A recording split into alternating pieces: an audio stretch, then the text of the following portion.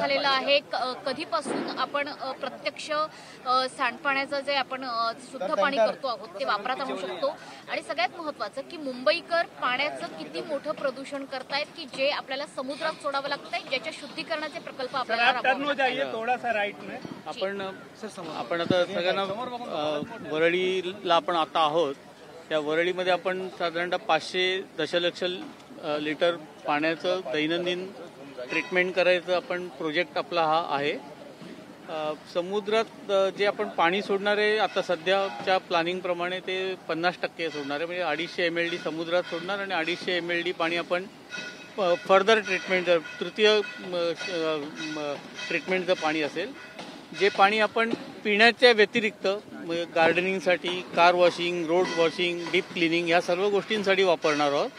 आणि आपण जे आता सध्या काम चालू आहे ते प्रत्येक प्लांटचं जवळजवळ 50 ते 60% काम पूर्ण होत आलेलं आहे. त्यांच्या ज्या काही आपल्या मेकॅनिकल इलेक्ट्रिकल इक्विपमेंट आहेत त्यांची खरेदी आपल्याकडे सुरू झालेली आहे आणि ही सगळी कामं आपली नियोजित वेळेत पूर्ण होतील अशी आम्हाला आशा आहे.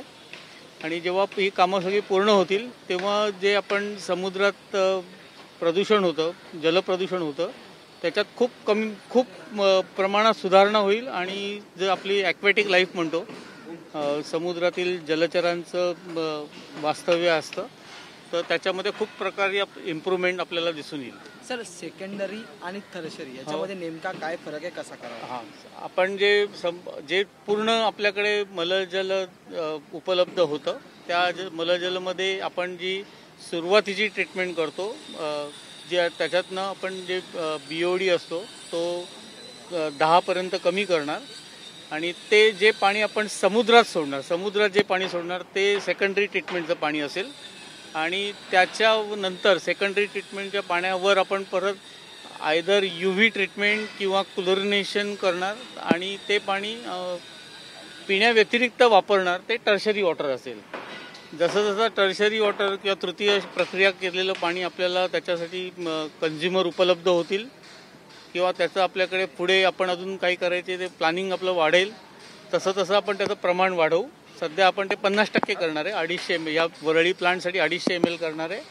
आपल्याला जर कन्झ्युमर मिळालं तर आपण 250 ते वाढवू. त्याची आपण 500 पर्यंत करायची प्रोव्हिजन आपल्याकडे आपण करून ठेवलेली आहे. सर, साधारणतः प्रतिदिन मुंबईकर किती पाणी सांडपाणी आपण म्हणतो जे आपल्याला समुद्रात सोडावं लागतं किंवा त्याच्यावर प्रक्रिया करावी लागते, असं एकूण किती आहे जे 50% आपण समुद्रात सोडतो? अच्छा, आपण आता हे जे महापालिकेने प्रोजेक्ट आपल्या हातात घेतलेले आहेत ह्याच्यामध्ये साधारणतः 2464 म्हणजे जवळजवळ 2500 mld पाणी आपल्याकडे सिवेज जनरेशन आपल्याकडे आहे, ज्याच्यावर आपण ट्रीटमेंट करणार आहोत. आणि त्याच्यातलं निम्म पाणी म्हणजे साधारणतः 1232 mld पाणी आपण तृतीय प्रक्रियाचं करणार आहे. जे आपण इतरत्र वापरलं म्हणजे गार्डनिंगसाठी, डीप क्लिनिंगसाठी, तर आता सध्या उपलब्ध असलेलं शुद्ध पाण्याचं तेवढी बचत होईल. म्हणजे आपण म्हणतो ना की एखादी बचत हे जनरेशन करतं, म्हणजे power saved is power generated. तसं आपण जर 1200 mld वापरले, रियूज केले, तर आपण पिण्याचं चांगलं पाणी 1200 mld वाचवू, असं आपलं भविष्यातलं प्लॅनिंग आहे. पण सर, सध्याची आकडेवारी काय आहे की किती टक्के पाणी वापरलं जाते? कारण आपण म्हणजे त्याचं शुद्धीकरण तर करतोय, मात्र अनेक ठिकाणी गार्डनिंगमध्ये याचा उपयोग करायला नकार देतात. नाही मॅडम, हे कसं आहे, आता हे प्रोजेक्ट आपले सुरू आहेत, प्रोजेक्ट आपले संपतील. आता सगळ्यात पहिले 3 प्रोजेक्ट आहेत आपले, हे पुढच्या वर्षी जुलै 2026 पहिल्यांदा प्रोजेक्ट पूर्ण होतील. त्याच्यानंतर ही कन्सेप्ट आपली राबवली जाईल. आपण आता सध्या कुठे असं मोठ्या प्रमाणात एक आपला 37 mldचा एक कुलाब्याला प्लांट आपला आहे, तिकडचं आपण 3 mld पाणी आपण नेव्हीला देतो आणि काही पाणी आपण गार्डनिंग आणि डीप क्लिनिंग, रोड्स क्लिनिंगसाठी वापरतो. तर ते कमी प्रमाणात आहे, पण लोकांचं आपल्याला त्याच्यासाठी प्रबोधन करावं लागेल की ह्या पाणी आपण हार्मलेस आहे, याच्यातला काही प्रॉब्लेम नाही आहे. किती साधारणतः आपले प्रोजेक्ट आहेत? 8 टोटल 8 प्रोजेक्ट आहेत. त्यातला एक प्रोजेक्ट आपला पूर्ण झालेला आहे कुलाब्याचा आणि 7 प्रोजेक्ट आपले 2028 पर्यंत, म्हणजे 26, 27, 28, 26ला 3, 27ला 3 आणि 28ला 1 असे 7 प्रोजेक्ट आपले पूर्ण होते. शेवटचा प्रश्न, मुंबईकरांची लोकसंख्या किती वाढली तरी सुद्धा हे प्रोजेक्ट आपल्याला लाभदायक ठरतील? मॅडम, आपण हे जे प्रोजेक्ट आपण प्लॅनिंग केलेलं आहे, हे प्रोजेक्ट आपल्याला साधारणतः 2051 सालापर्यंत त्याचं आपण प्लॅनिंग केलेलं आहे. आणि ते आपल्याला पूर्ण ते उपयोगी येतीलच. पण आता सध्या आपण जे बघितलं असेल की म्हणजे मुंबई आपल्या रिजनमध्ये बरेचसे डेव्हलप होत आहेत, नवीन नवीन सोसायट्या, नवीन नवीन टॉवर्स बनत आहेत.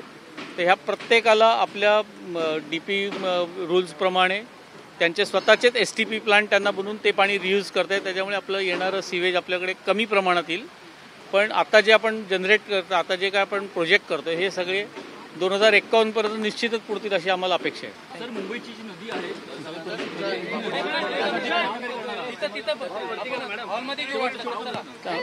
शेवटचा प्रश्न ते विचारा काय शेवटचा सर. नदीसाठी कशा प्रकारे हा प्रकल्प उपयोगी ठरेल? मिठी नदीमध्ये आपले वेगळे वेगळे पॅकेज आहेत.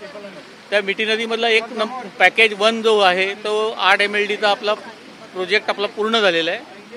मिठी नदी 2 आणि 3चे प्रोजेक्ट चालू आहेत आणि मिठी नदी 4चा आपल्या टनेलचा प्रोजेक्ट आहे.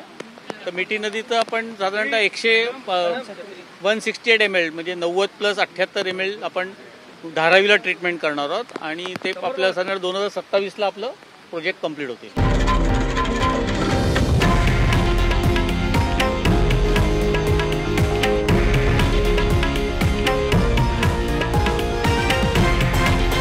हे आहे देशातील नंबर 1 न्यूज नेटवर्क आणि आपण पाहत आहात TV9 मराठी, एकमेव.